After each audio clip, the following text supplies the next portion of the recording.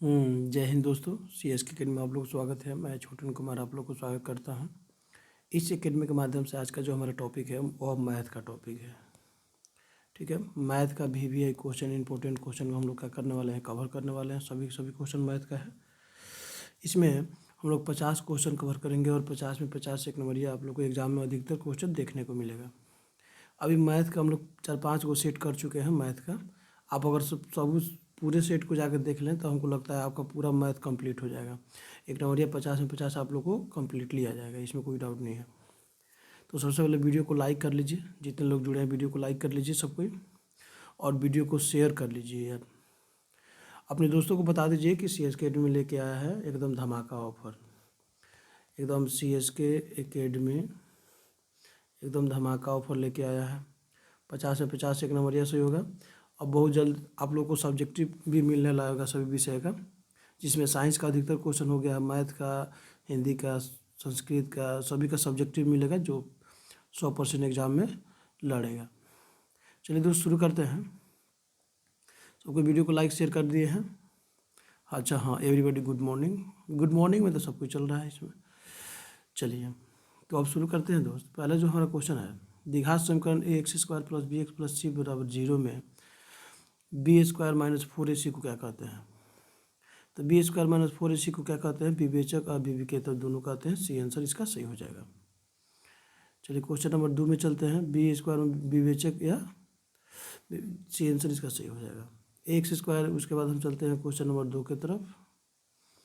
2 में है X square plus B X plus C बराबर 0 के मूलों के मान होते हैं।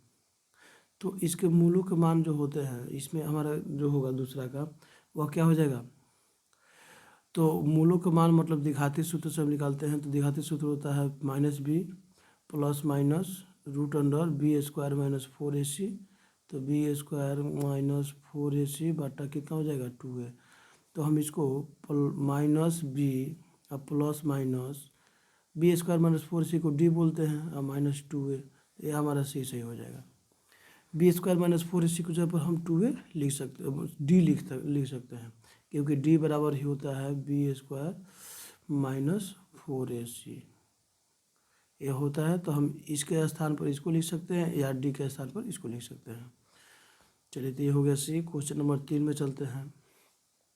यदि विवेचक का मान बी स्क्वायर माइनस 4ac 0 से छोटा हो तो इसका कितना हल होगा। ए में है समान हल, बी में है काल्पनिक हल, सी में है वास्तविक असमान और डी में है कोई नहीं। तो 3 का आंसर कीजिए। तो यहाँ मतलब कि डी छोटा है 0 से, इसका कोई हल नहीं होता है, काल्पनिक हो जाएगा। तो यहाँ पे काल्पनिक हो जाएगा आंसर हमारा बी। अब फिर यहाँ पे देखिए, अगर डी हो 0 तो 2 समान हल होंगे, जी हो 0 से बड़ा डी हो तो यह 2 असमान हल होंगे, और डी छोटा हो तो कोई हल नहीं होगा, मतलब यह काल्पनिक हल होगा, मतलब नहीं होगा, वास्तविक तो होगा ही नहीं। क्वेश्चन नंबर 4 है, द्विघात समीकरण X square plus B X plus C बराबर 0 के मूल वास्तविक एवं समान होंगे। तो देखिए अभी बताया है वास्तविक और समान होने पर बी स्क्वायर माइनस 4ac बराबर 0 हो। तो बी स्क्वायर माइनस 4ac, तो यह ए आंसर सही हो जाएगा 4 का। वास्तविक और समान, मूल वास्तविक और समान होंगे तो बी स्क्वायर माइनस 4ac 0 हो, और इसमें क्या होगा, काल्पनिक होगा, यह असमान हल होगा और इसमें काल्पनिक होगा। चलिए क्वेश्चन नंबर 5 है, किसी प्रायिकता का अधिकतम मान कितना हो सकता है। देखिए क्वेश्चन कितना बार रिपीट हुआ है सचुरा। किसी प्रायिकता का अधिकतम मान कितना हो सकता है। चलिए कमेंट आप लोग करते रहिए दोस्त। मैं आप लोग को एक एक कमेंट देख रहा हूँ, आप लोग कमेंट करते रहिए। किसी प्रायिकता का अधिकतम मान कितना हो सकता है। चलिए ए में है 1, बी में है 2, सी में है 0, डी में है -1। देखिए प्रायिकता का मान कम से कम जो होगा, कम से कम वह होता है 0, और अधिक से अधिक में चलेंगे ना तो वह होता है 1, यानी 0 से 1 के बीच में प्रायिकता का मान होता है। 0.11, 0.9, 0. जो भी हो, माइनस में प्रायिकता का मान नहीं होता है, और 1.1 यानी 1 से बड़ा भी प्रायिकता का मान नहीं होता है। तो इसका आंसर क्या हो जाएगा, ए हो जाएगा। क्वेश्चन नंबर 6 में चलते हैं।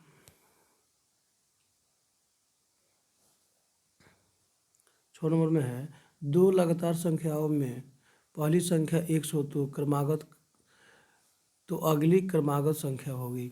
दो लगातार संख्याओं में, तो इसमें सम विषम तो पूछ नहीं रहा है, तो हम क्या लिखेंगे, दो लगातार संख्याओं में पहले संख्या अगर x है तो दूसरी संख्या x+1 होगी, तीसरी संख्या x+2 होगी, चौथी संख्या x+3 होगी। लेकिन सम पूछे तो x+2 होगा, तो यहाँ पे सम हम कुछ नहीं पूछ रहा है ना, तो यह बी आंसर से हो जाएगा। जैसे पहले संख्या 16 है तो दूसरी कितना होगा 17, एक जोड़ते जाएंगे ना, पहले 0 है तो दूसरा क्या होगा 1, यानी एक जोड़ते चले जाएंगे। लेकिन सम पूछता तो दो जोड़ते चले जाते, पहली संख्या मान लीजिए 2 है तो 4 6, पहली संख्या 100 है तो 102 104 ऐसे होता है ना। चलिए कोई दिक्कत नहीं है, तो यह आंसर बी सही हो जाएगा। क्वेश्चन नंबर 7 में चलते हैं। वर्ग अंतराल 14-21 का परिसर है। 14-21 का परिसर क्या होता है, खूब ध्यान से देखिएगा। परिसर, हाँ रेंज पूछ रहा है ना इसका, किसका क्या, हाँ सॉरी क्या पूछ रहा है इसका, तो रेंज पूछ रहा है। तो 7 का हमारा आंसर, एवरीबॉडी आंसर कीजिए, कमेंट कीजिए, एवरीबॉडी कमेंट करते रहिए। चलिए दोस्त, तो परिसर होता है बड़का में से छोटका को घटाना, तो कितना आएगा 7 आएगा, 21 में से 14 घटा लेंगे, तो यह हमारा क्या हो जाएगा, सी आंसर सही हो जाएगा। परिसर मतलब होता है रेंज, बड़ा में से छोटा को घटाना। क्वेश्चन नंबर 8 में चलते हैं। वर्ग अंतराल इतना का वर्ग चिन्ह ज्ञात कीजिए। तो वर्ग चिन्ह क्या होगा दोस्त, तो वर्ग चिन्ह कैसे निकालते हैं दोस्त, वर्ग चिन्ह जो होता है ना, वर्ग चिन्ह वो होता है निम्न सीमा जोड़ उच्च सीमा। निम्न सीमा यहाँ पे 8 है, उच्च सीमा +12 है, अब बटा 2, तो 8 बारी कितना होगा 20/2, कटेगा कितना आएगा 10, तो 10 हो जाएगा, इसका में आंसर सी हो जाएगा हमारा। क्वेश्चन नंबर 9 में चलते हैं। किसी समानांतर श्रेणी के लगातार संख्याओं का योगफल को व्यक्त किया जाता है। किसी समानांतर श्रेणी के लगातार संख्याओं का योगफल को व्यक्त किया जाता है, किसमें, लगातार संख्याओं का योगफल को। तो बड़ा इंपॉर्टेंट क्वेश्चन है, थोड़ा सा दिमाग लगाइएगा ना, तो आपको योगफल पूछ रहा है ना, तो योगफल मतलब क्या होना चाहिए दोस्तों, योगफल मतलब एस एन का फॉर्मूला पूछ रहा है, तो एस एन बराबर क्या होता है n/2 2a + n-1 × d, D answer, इसका बी आंसर सही हो जाएगा। योगफल पूछ रहा है, स्वाभाविक एस एन का फॉर्मूला पूछ रहा है, एस एन मतलब योगफल होता है, एस एन मतलब क्या होता है, योगफल होता है। चलिए, तो 9 नंबर हमारा क्वेश्चन हो गया यहाँ पे। यहाँ तो कोई दिक्कत नहीं है, एवरीबॉडी कमेंट करते रहिए आप लोग। चलिए अब क्वेश्चन नंबर चलते हैं 10। AP 20 15 10 5 का सार्वंतर कितना होगा। तो AP जो है पहला पद है 20, तो D निकालते हैं, तो पहला दूसरा पद माइनस पहला पद, तो 15 - 20, ठीक है, तो -5 आएगा। पुनः एक बार और D निकाल लेते हैं, तो तीसरा पद माइनस दूसरा पद, तीसरा पद 10 और माइनस दूसरा पद 15, तो -5 हो जाएगा। तो अब देखिए -5 और -5, यह माइनस आ रहा है खाली, तो डी आंसर इसका सही होगा। माइनस में जो मान होगा डी होगा, माइनस में जो मान होगा क्या होगा दोस्त, डी होगा। चलिए आगे बढ़ते हैं क्वेश्चन नंबर 11 की तरफ। 11 नंबर क्वेश्चन है, यदि कोई रेखा किसी त्रिभुज के दो भुजाओं को समान अनुपात में, 11 नंबर क्वेश्चन, समान अनुपात में विभाजित करता है, तो यह रेखा तीसरी भुजा के समानांतर होती है के अनुपात है। तो अब देखिए, मैंने सबसे पहले क्या बनाऊँ, त्रिभुज बना लेता हूँ, ठीक, समझ में ज़्यादा आएगा। और यह हो गया हमारा त्रिभुज, ठीक है। और इसमें त्रिभुज में कह रहा है दो भुजाओं को समान अनुपात में विभाजित करती है कोई रेखा। तो यहाँ पे मान लीजिए इसका हम दे देते हैं ए, इसको बी, इसको सी, इसको डी और इसको ई। तो अब खूब ध्यान से देखिएगा, तो अनुपात यह इसको क्या है, कोई रेखा है डी ई जो बी सी के समानांतर समान अनुपात में विभाजित करती है, तो इसके समानांतर होगी। तो ये किस में आता है, यह आता है थेल्स प्रमेय के विलोम में। किस में आता है, तो 11 का आंसर होगा, एवरीबॉडी कमेंट कीजिए 11 का, तो थेल्स प्रमेय के विलोम में आंसर आएगा। और तीसरी भुजा के समान अनुपात में खाली विभाजित करती है, तो वह थेल्स प्रमेय में आएगा। चलिए यहाँ तो कोई दिक्कत नहीं है। अभी हो गया पाइथागोरस प्रमेय क्या है, थेल्स प्रमेय में क्या होता है दोस्त, देखिए थेल्स प्रमेय में किसी त्रिभुज के एक भुजा के समानांतर खींची गई रेखा, जैसे ए बी सी एक त्रिभुज हो गया, इसके एक भुजा बी सी के समानांतर खींची गई डी ई एक रेखा जिन दो बिंदु को जिन दो भुजाओं को दो बिंदु पर देखिए तो यह एक भुजा हो गया, एक ये भुजा ये हो गया, एक यहाँ काटा है और एक यहाँ काटा है। डी ई प्रतिच्छेद करता है तो वह बिंदु उन भुजाओं को समान अनुपात में क्या करता है, विभाजित करता है। तो इकर बाटा हेकर हो जाए तो ये हो जाएगा ए डी बाटा डी बी और बराबर ए इसका बाटा इसका हो जाएगा। तो ए ई बाटा कितना हो जाएगा दोस्त, ई सी। यह थेल्स पर में होता है। और पाइथागोरस पर में समझ लेते हैं। पाइथागोरस पर में होता है किसी समकोण त्रिभुज में कर्ण का वर्ग शेष अन्य दो भुजाओं के वर्गों के योग के बराबर होता है। तो मान लीजिए ए बी सी, कर्ण हमारा ए सी हो जाएगा, ये हो जाएगा ए सी स्क्वायर बराबर ए बी स्क्वायर जोड़ बी सी स्क्वायर। तो ये हो गया पाइथागोरस पर में। चलिए आगे बढ़ते हैं क्वेश्चन नंबर 12 की तरफ। किसी त्रिभुज की एक भुजा के समानांतर कोई रेखा खींची जाए तो वह रेखा दो अन्य भुजाओं के समान अनुपात में विभाजित करती है, तो यह किसने कहा। तो 12 का हमारा आंसर क्या होगा, थेल्स महोदय ने किया। यही तो अभी तो समझाया है थेल्स महोदय, फिगर बाई ऐसे ही नहीं बना के समझाए थे। अभी ये भी यहाँ देख लीजिए, अभी तो समझाया गया था। यह मान लीजिए ए है, यह बी है, यह सी है, तो इसे क्या क्यों था, काटा गया था डी और ई। यह समान अनुपात था क्योंकि समानांतर खींचेंगे तो यह, चलिए तो कौन पर में था, यहाँ पे लिखा गया था ए डी बटा डी बी बी डी और ए ई बटा ए सी। थेल्स पर में इसका आंसर हो जाएगा। चलिए क्वेश्चन नंबर 13 है। सबसे छोटी पूर्ण वर्ग संख्या जो 16, 20 और 24 प्रत्येक से भाज्य हो। सबसे छोटी पूर्ण वर्ग संख्या, तो 13 का आंसर कीजिए आप लोग 13 के। तो इसका हम आसानी से क्या कर सकते हैं दोस्त, इसका एलसीएम निकाल लीजिए आसानी से। तो एलसीएम निकाल लीजिए, यहाँ पे खूब ध्यान से देख लीजिएगा। तो देखिए यहाँ पर सबसे पहले पूर्ण वर्ग संख्या पूछ रहा है ना, तो सबसे पहले पूर्ण वर्ग संख्या ये होगा नहीं करेगा, ठीक है ना। ये भी नहीं होगा, यह होगा तो यह इससे क्या होगा 16 से या 20 से कट पे नहीं करेगा, तो यह हमारा डी आंसर सही हो जाएगा। इस टाइप के क्वेश्चन को आसानी से देख लेते हैं। पूर्ण वर्ग संख्या पूछ रहा है ना, तब पूर्ण वर्ग संख्या में ये दोनों नहीं आएगा, यह आएगा हमारा कितना 1600 और 3600। तो 1600 3600 में देखेंगे कौन कटेगा, तो 16 से भाग दीजिएगा तो यह कट जाएगा। 24 से भी कट सकता है लेकिन 20 से यह 1600 नहीं कटेगा, तो ये क्या हो जाएगा, यही हमारा आंसर हो जाएगा। चलिए क्वेश्चन नंबर चलते हैं 14 की तरफ। दो संख्याओं का लघुत्तम समापवर्तक इसके महत्तम समापवर्तक का 6 गुना है। यदि लघुत्तम समापवर्तक एलसीएम का महत्तम समापवर्तक एलसीएम का योग इतना हो, यदि एक संख्या 12 हो तो दूसरी संख्या, देखिए एक क्वेश्चन दिया है 1 नंबर में, लेकिन क्वेश्चन है थोड़ा सा लंबा टाइप है। चलिए इसको हम सॉल्व करते हैं। दो संख्याओं का महत्तम समापवर्तक इसके लघुत्तम समापवर्तक यानी एलसीएम, इसके महत्तम समापवर्तक 6 गुना है। तो खूब ध्यान से देखिए, तो HCF बराबर x मान लें तो एलसीएम बराबर कितना हो जाएगा 6x, ठीक है। और इस दोनों का योग कितना है, खूब ध्यान से देखिएगा। और देखो यह HCF और उसके बाद देखिए यहाँ पे कह रहा है एलसीएम और HCF का योग कितना है 42, जिसमें से एक संख्या इतना है, तो दोनों का योग 42 है। खूब ध्यान से देखिएगा, तो हम यहाँ पे x + 6x बराबर कितना दे दिए 42। तो x बराबर कितना हो जाएगा, खूब ध्यान से देखिए, तो x बराबर कितना हो जाएगा दोस्त, सॉरी x बराबर नहीं 7x बराबर हो जाएगा हमारा 42। तो x बराबर हो जाएगा 42/6, तो 6 7 42, यानी कि HCF निकल गया 42। तो अब HCF निकल गया 7, अब इसको आगे बढ़ा लेते हैं।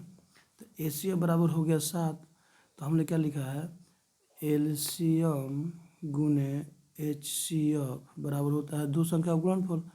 तो दो संख्या में एगो 12 है, एगो के x मान लेते हैं। तो एलसीएम हो जाएगा हमारा 7 6 42 गुने 7, HCF आया है 6 गुना है, तो बराबर कितना हो जाएगा, यह गुना में है इधर आएगा तो भागा में बराबर x हो जाएगा। अब इसको काट दीजिए, तो 12 से काटिएगा 6 से काटिए, यह होगा 21 और यह हमारा कितना हो जाएगा, 1 मिनट रुकिए, इसको 1 मिनट देख लेते हैं। ठीक है दोस्त, यहाँ पे चलिए, यहाँ पे 1 मिनट थोड़ा सा मिस्टेकिंग हुआ है, यहाँ पे लिख लेंगे माना कि HCF बराबर x, तो LCM बराबर कितना हो जाएगा 6x, क्योंकि 6 गुना कर रहा है। तो अब देखिएगा खुद दोनों का योग पूछ रहा है 42 है, तो x प्लस 6x बराबर कितना हो जाएगा 42। तो x बराबर 6x 7x बराबर कितना हो जाएगा 42। तो x बराबर यहाँ पे क्या हो जाएगा दोस्त 42/7 कटेगा तो कितना आएगा 6। तो HCF बराबर कितना हो जाएगा 6। तो अब देखिए, तो यह सूत्र होता है HCF गुने LCM बराबर कितना है होता है दोनों संख्याओं का गुणनफल। तो दोनों में से एक संख्या 12 है, दूसरा संख्या को हम x मान लेंगे। HCF का मान 6 आया है, गुने LCM कितना है 6 गुना है तो 6 के 36 बराबर 12 गुना में इधर आएगा तो भागा में आएगा बराबर x 12 तियाँ 36। 12 तियाँ क्या हो जाएगा दोस्त 36 हो जाएगा। खूब ध्यान से देखिएगा यहाँ पे। और 6 का कितना होगा 18 बराबर कितना हो जाएगा x। तो 18 आया यहाँ पे आंसर आया x का मान, तो 18 हमारा सही हो जाएगा C। चलिए क्वेश्चन नंबर हम लोग चलते हैं 15 की तरफ। यदि 4x² प्लस 12x माइनस 12 का शून्य अल्फा बीटा हो तो इसमें क्या होगा। तो अब देखिए अल्फा बीटा और अल्फा इंटू बीटा दोनों निकाल लेंगे। दोनों निकालने के बाद हम क्या करेंगे 15 का देखिए खूब ध्यान से आंसर देखिएगा 15 का 15 का, और देखेंगे इसमें कौन बड़ा है। सिंपल निकाल लेते हैं। तो अल्फा प्लस बीटा का सूत्र होता है दोस्त अल्फा प्लस बीटा बराबर होता है -b/a। ठीक है, तो -12/4 कटेगा तो कितना होगा यह b और a, यह b हो जाएगा यह a, तो यह -3 आएगा। एगो निकल गया -3। उसके बाद यहाँ पे अल्फा इंटू बीटा निकाल लेते हैं तो ये होता है c/a। तो यह खूब ध्यान से देखिएगा -b/a हो गया तो c/a, c है -12/a, तो कटेगा कितना आएगा -3। अब बताइए यहाँ पे अल्फा प्लस बीटा और अल्फा इंटू बीटा दोनों के आंसर -3 आ रहा है, तो दोनों बराबर है, तो ए आंसर हमारा सही हो जाएगा। दोनों बराबर है तो हमारा आंसर कौन होगा दोस्त 15 का ए आंसर सही हो जाएगा। चलिए क्वेश्चन नंबर आगे बढ़ते हैं हम लोग 16 की तरफ। इनमें से कौन बहुपद नहीं है। तो बहुपद का जो पहचान होता है वह चर के घात पूर्ण संख्या में हो उसे बहुपद कहते हैं। तो अब खूब ध्यान से देखिए 16 नंबर का हमारा क्वेश्चन, यह बहुपद हो जाएगा, ए भी हो जाएगा क्योंकि यह इस जो रूट है 6 पर है x पर नहीं है। यह भी हो जाएगा, यह नहीं होगा क्योंकि यह नीचे बाटा में है, यह ऊपर जाएगा तो यह इसका जो पावर होगा ऋणात्मक हो जाएगा। तो डी आंसर हमारा सही होगा, डी हो जाएगा। 16 का डी हो गया। क्वेश्चन नंबर 17 में चलेंगे। 12x x के पावर 5 y के पावर 2 तथा 18x के पावर 3 y के पावर 2 का महत्तम सहप्रथक कितना होगा। इससे पूछ रहा है। तो यहाँ पे देखिए 12 को हम लिख सकते हैं 12x के पावर 5 y के पावर 2, और लिख सकते हैं 18x के पावर 3 y के पावर 2। तो देखिए तो दोनों में 6 कॉमन है ना, तो 6 कॉमन निकाल लीजिए। x पावर इसमें 5 है इसमें 3 है तो x के पावर 3 कॉमन निकाल लीजिए। यहाँ 2 है तो 2 है, तो 6x के पावर 3 y के पावर 2। 17 का आंसर कितना होगा दोस्त खुद ध्यान से देखिए 17 का, तो यह ए में दिया हुआ है। जो दोनों में हो क्या करते हैं निकाल लेते हैं, वही HCF होता है। तो 17 की हो गया 18। 64 के वर्गमूल को 64 के घनमूल से गुणा करने पर, खूब ध्यान से देखिएगा 64 के घनमूल को गुणा करने पर, अब देखिए क्या पूछ रहा है यहाँ पे 18 नंबर क्वेश्चन। वर्गमूल को 64 के घनमूल से गुणा करने पर मान होगा। तो 64 के वर्गमूल होता है 8, और उसके बाद 64 के घनमूल होता है 4, तो 8 से होगा कितना होगा 32। तो 18 के आंसर क्या होगा C। आगे बढ़ते हैं क्वेश्चन नंबर 19 की तरफ। 57 m का इतना का लॉसा ज्ञात करना है। तो लॉसा देखिए खूब ध्यान से, तो सबसे पहले हम इतना लिखते हैं 57, ठीक, और यह m के पावर कितना हो जाएगा 6 और n के पावर 2, फिर है 19 m² और n²। तो 19 यहाँ पे 57 तो निकल जाएगा कि एलसीएम में क्या होता है हमारा 57 आबे निकल जाता है, तो यह लॉसा में आ जाएगा। तो लॉसा में जो बड़ा पद होता है ना वही आंसर हो जाता है। जैसे 6 और 3 के लॉसा पूछे तो 6 मार दीजिएगा, तो यार क्योंकि दोनों कटने वाला है, तो ये भी 19 के पारे में 57 भी करता है, तो ये हमारा आंसर हो जाएगा। चलिए आगे बढ़ते हैं क्वेश्चन नंबर 20 की तरफ। √10 √15 बराबर किसके बराबर है। तो √10 √15 एवरीबॉडी कमेंट कीजिए। तो 20 का हमारा आंसर कीजिए, 20 का एवरीबॉडी 20 के खूब ध्यान से देखिएगा। तो हम देखिए यहाँ पे √10 को लिख सकते हैं, खूब ध्यान से देखिएगा, √10 को लिख सकते हैं √2 गुने √5, ठीक है। और √15 को लिख सकते हैं दोस्त, खूब ध्यान से देखिएगा, √3 गुने √5। तो √5 से √5 कट जाएगा, √2 बटा √3, तो यह डी आंसर सही हो जाएगा। ठीक है, आगे बढ़ते हैं क्वेश्चन नंबर 21 की तरफ।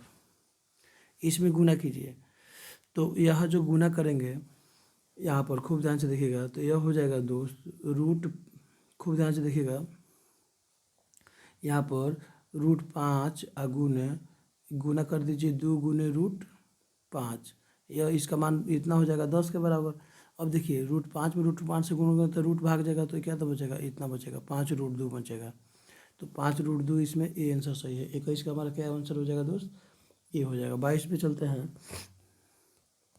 संख्या खिला रहा है यहाँ पे, √20 गुने √15 का किसके बराबर होगा। तो √20 को हम लिख सकते हैं दोस्त 2 गुने 5, यह हो जाएगा। और पुनः हम √15 को लिख सकते हैं, खूब ध्यान से देखिएगा, तो √3 गुने √5, तो यहाँ से 2 कॉमन निकल जाएगा, तो ये हो जाएगा 2 गुने √5 और फिर गुने √3 गुने √5। तो देखिए 2 यहाँ पे है और इसमें फिर हम भागा देंगे, खूब ध्यान से, इसमें यह गुना करेंगे तो रूट भाग जाएगा, तो 5 दूना 10 और 10 √3 हो जाएगा, तो 10 √3 बी में दिया है, तो 22 का हमारा आंसर बी हो जाएगा। क्वेश्चन नंबर चलते हैं 23 की तरफ। √3 tan थीटा बराबर 3 tan sin थीटा, तो यहाँ पे क्या होगा, एवरीबॉडी कमेंट करते रहिए। Sine square theta plus cos square theta का मान कितना होता है। चलिए, तो यह जो दिया है ना, यह खिलाने के लिए दिया है, ठीक है, क्योंकि sine square theta plus cos square theta का मान पहले ही से 1 होता है। तो यह इधर भूलियाने के लिए दिया है, काटे के बनाएंगे तो आंसर हमारा वही होगा। तो 23 का मान जो आंसर होगा ये होगा। यह खुद सूत्र है, इसका मान 1 होता है। Question number 24, tan 15 degree, tan 20 degree, tan 70 degree, 75 degree का मान। देखिए इस टाइप का जो क्वेश्चन होता है उसका आंसर हर हालत में 1 मारिएगा, आँख मूंद के 1 मार दीजिएगा। कभी कभी पूछता है tan 1 डिग्री, tan 2 डिग्री, ऐसे पूछता है, tan 1 डिग्री, tan 2 डिग्री, ऐसे। तो इस टाइप के क्वेश्चन साइन में पूछे, tan में पूछे, कॉस में पूछे, हर हालत में आँख मूंद के 1 मार दीजिएगा। क्वेश्चन नंबर 25 में चलते हैं। tan 10 डिग्री, देखिए फिर वही बात हुआ, फिर खेला वही हुआ, तो इसका भी आंसर क्या मारिएगा, 25 का आंसर कीजिए आप लोग एवरीबॉडी। तो 25 का इसका भी आंसर 1 के मारिएगा, इसका आंसर क्या मारिएगा, 1 के मारिएगा। 26 का भी आंसर 1 के मारिएगा। कुछ भी दे इसमें, बस गुना यहाँ पे, हाँ सॉरी, यहाँ पे जोड़ दे दिया है, बस इसमें थोड़ा सा देखने की ज़रूरत है। इसका तो 1 आंसर सही है 25 का। 26 में देखते हैं हम लोग, देखिए यहाँ तक तो 1 होगा ये वाला, ठीक, गुना में है तो 1, और जो tan 45 का मान होता है 1, 1 मिल के होता है 2, तो सी आंसर सही हो जाएगा। बीच में गुना 100 में रहता तो 1 आता, जहाँ तक गुना है जहाँ तक 1 होगा इसका मान, और यहाँ के बाद क्या हो जाएगा, यहाँ 45 का मान 1 होता है, बीच में जोड़ है तो जोड़ दे देंगे, घटाव रहता तो घटाव देते। चलिए, तो सी आंसर सही हो जाएगा। क्वेश्चन नंबर 27 में चलते हैं। चलिए 27 नंबर क्वेश्चन है, tan 45, देखिए वहीं पे सेम खेला है, sin 45 cos 45, sin 45 cos 45। यहाँ पे खूब ध्यान से देखिए, इसका मान क्या मानिएगा अब, तो ये मान रख लीजिए, सिंपल चीज़ है। sin 45 का मान होता है दोस्त 1/√2, ठीक है, 1/√2 होता है। थोड़ा साफ कर लेते हैं,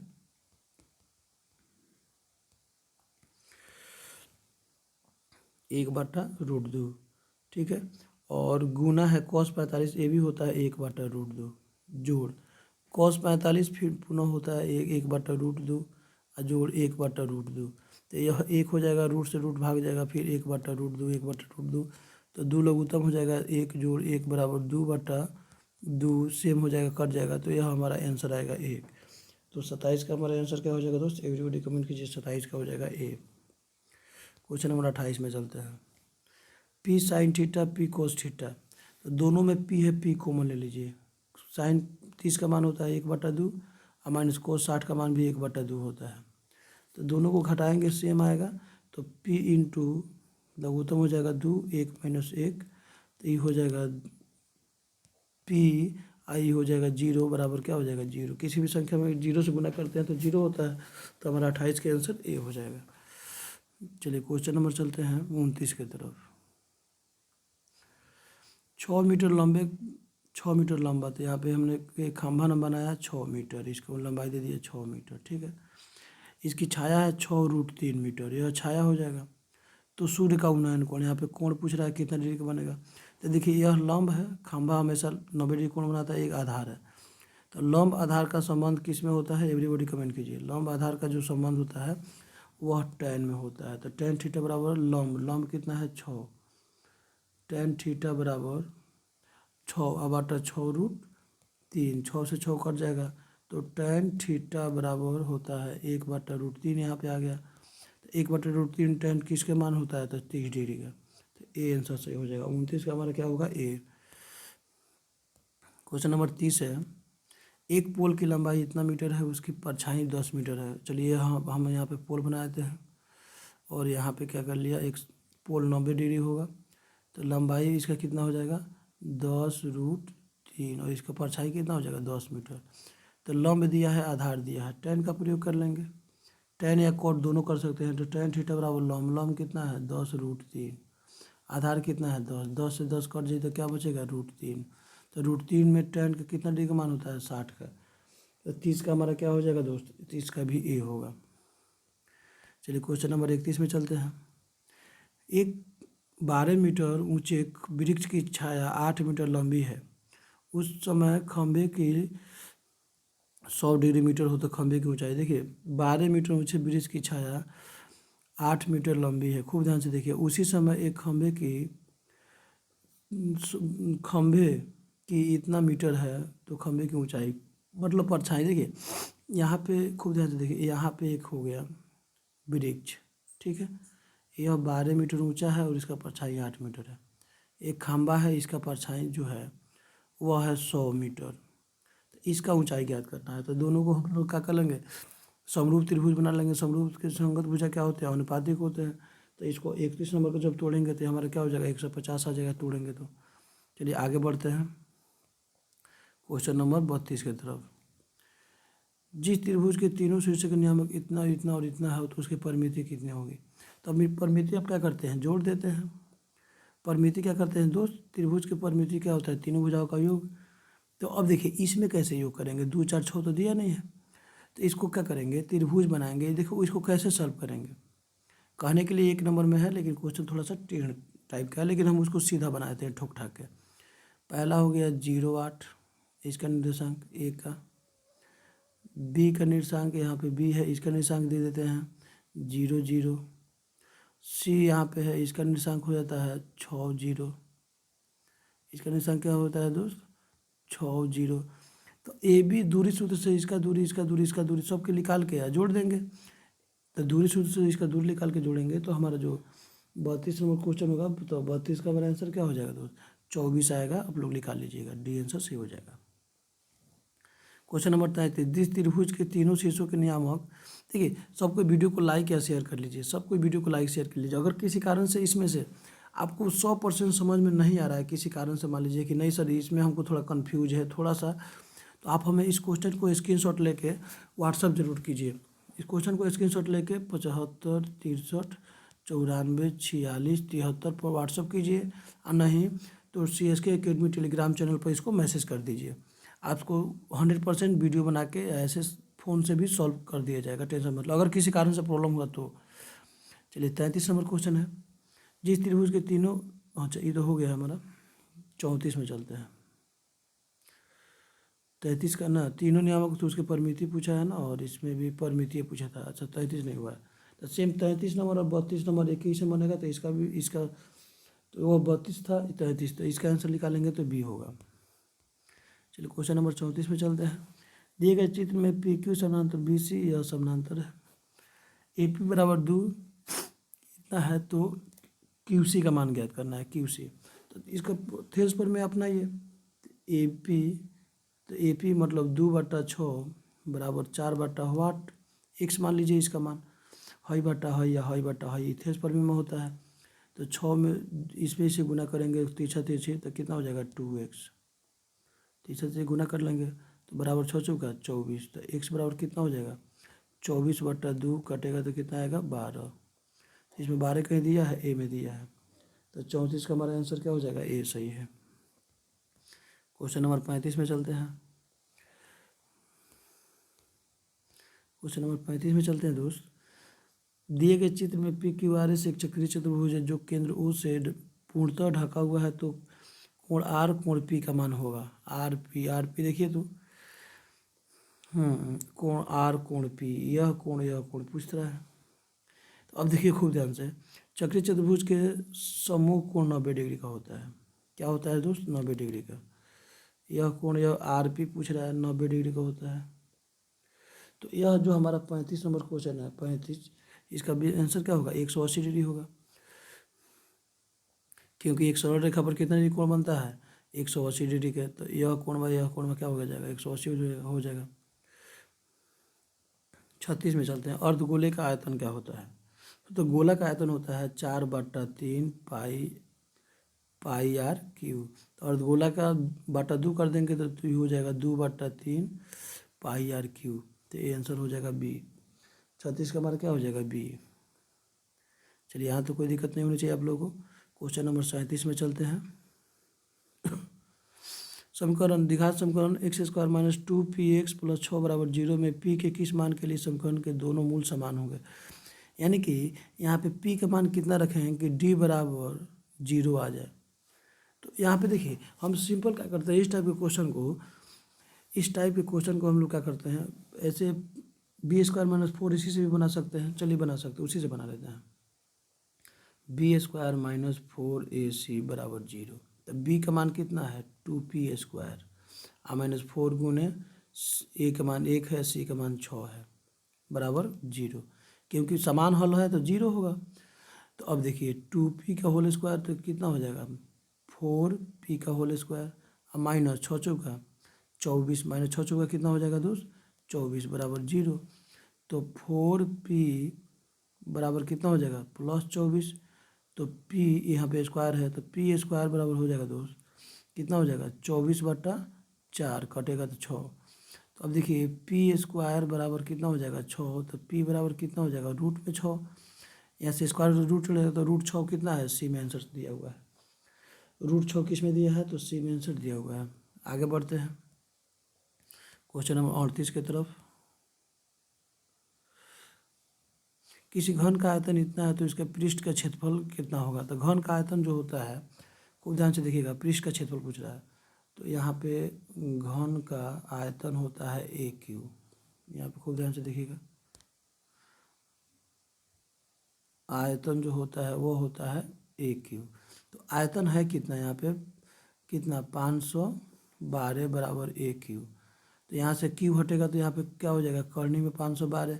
अब 512 का जो घनमूल निकालेंगे तो कितना होगा 8 × 64। लास्ट में 2 है ना, तो देखिए 6 6 के 36, 8 × 64, तो यह हो जाएगा 64 में 8 से गुना कर लीजिए, 8 चौका 32, 2 8 छक्का 48 और 3 51। तो इसका जो आंसर होगा कितना होगा दोस्त, अब इसकी लिख लेगा 8। तो घन के आयतन कितना हो गया 8, घन का भुजा हो गया 8। तो अब इसका घन का क्या पूछ रहा है, पृष्ठ क्षेत्रफल, तो 6a²। तो 6 गुने 8 का स्क्वायर, तो 6 गुने कितना 8 × 64, 6 चौका 24 के 4, 8 छक्का 48 और 2 50। अच्छा इसके पृष्ठ क्षेत्रफल कितना होगा, घन का आयतन दिया हुआ है 512, पृष्ठ क्षेत्रफल पूछ रहा है ना। तो 1 मिनट, 4a², 1 मिनट रुक जाइए, पृष्ठ क्षेत्रफल पूछ रहा है यहाँ पे।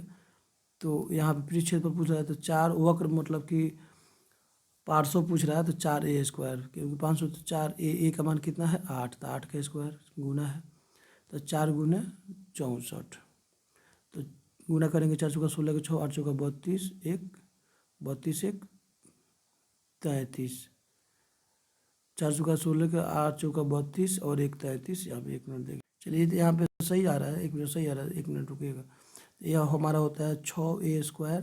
तो 6 गुने 8 का स्क्वायर, तो 6 गुने कितना हो जाएगा 64, गुना करेंगे 6 चौका 24 के 4 और 6 गुने क्या हो जाएगा 6 चौका 24 के 4, 8 6 36 3 38, तो 384, डी आंसर सही हो जाएगा।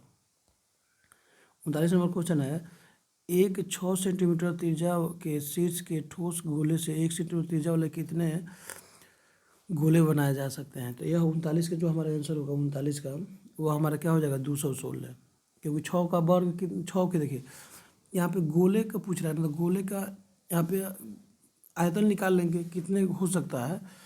6 के कितना होता है 216, 6 से 36, 216 1 से भागा देंगे तो 216 ही आंसर आएगा हमारा। चलते हैं 40 की तरफ चलते हैं। प्रथम 10 सम प्राकृतिक संख्याओं का माध्य। सम प्राकृतिक संख्या 10, 2, 4, 6, 8, 10, 12, 14, 16, ऐसे करके हम क्या करेंगे जोड़ देंगे। 16, 18, 20, प्रथम 10 हो गया और 10 से भागा दे देंगे। तो जोड़ के जब भागा देंगे तो हमारा 40 का जो आंसर निकलेगा, खूब ध्यान से देखिएगा, वह लिख लेगा 11 लिख लेगा। जोड़ के भागा देंगे तो कितना लिख लेगा 11 के, जोड़ लेंगे यहाँ पे 11 लिख लेगा। क्वेश्चन नंबर 41 है, एक पासे को उछालने पर, देखिए यहाँ पे 11 कैसे लिख लेगा, बच्चे पूछ रहे हैं तो यहाँ पे देख लीजिए दोस्त, सबको वीडियो को लाइक और शेयर कर लें। यहाँ पे लिख लेगा कैसे, सॉरी यहाँ पे देख लीजिए, जब जोड़ेंगे ना 2 जोड़ 4 जोड़ डॉट डॉट डॉट डॉट जोड़ 20, तो यह हमारा कितना आएगा 110 आएगा। तो 10 से 10 से भागा देंगे तो ये हमारा 111 आएगा। चलिए आगे बढ़ते हैं क्वेश्चन नंबर 41 की तरफ। एक पासे को उछालने पर उसके ऊपर अंक 8 लिखे हुए हो कि प्रायिकता। तो पासे को उछालेंगे तो 1 आएगा, 2 आएगा, 3 आएगा, 4 आएगा, 5 आएगा, 6 आएगा, 8 आएगा नहीं। तो इसका जब 8 नहीं आएगा तो यह असंभव घटना होगा। असंभव घटना का प्रत्यय कितना होता है 0 होता है। तो 41 का हमारा ए हो जाएगा। क्वेश्चन नंबर 42 में चलते हैं। यदि किसी बेलन की आयतन इतना है तो उसकी त्रिज्या कितना होगा। तो बेलन का आयतन होता है पाई आर स्क्वायर एच। बेलन का आयतन होता है दोस्त, बेलन का आयतन पाई आर स्क्वायर एच। तो बेलन का आयतन, इसकी त्रिज्या,